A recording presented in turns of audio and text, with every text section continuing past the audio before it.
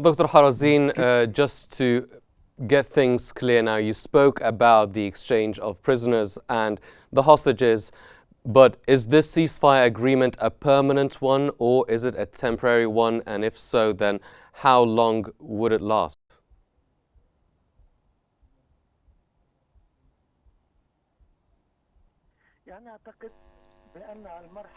I think the first phase that has been agreed upon, the ceasefire, that will be extended to the first phase as a test, but Egypt and the mediators pressed to include the negotiations of the second phase in the 16 days of the first phase that was extended to 42 days. That would pave the way to the ceasefire and the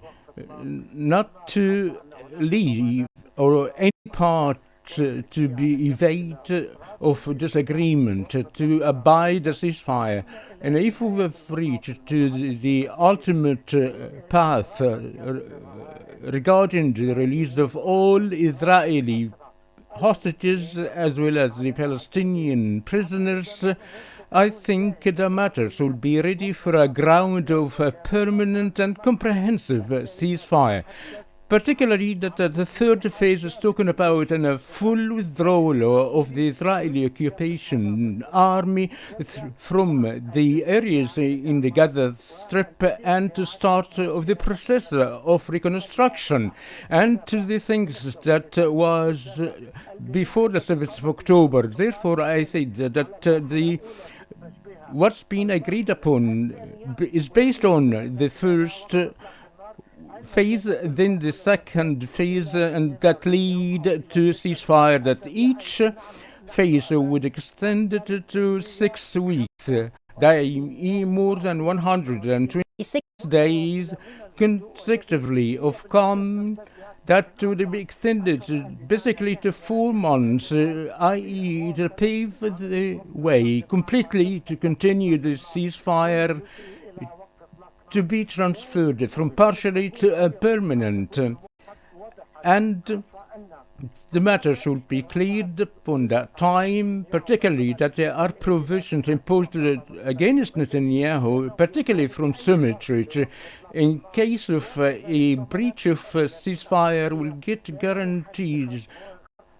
by the United States of America, so there will be have some sort of a continuation of the fighting. Hence the role of mediators that guaranteed its matter not to let each party to the process of a breach of a ceasefire and the full compliance of all the articles agreed upon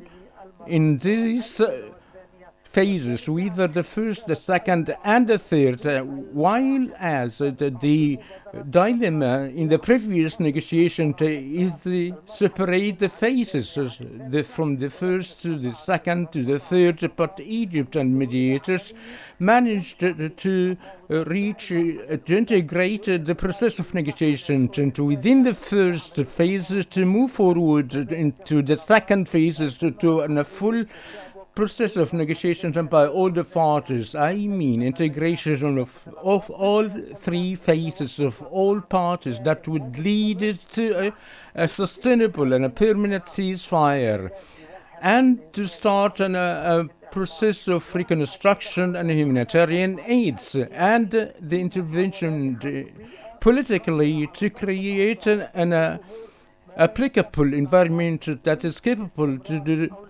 control the matters among the all parties, and not to let any attempt of any failures fall of the efforts made by the mediators.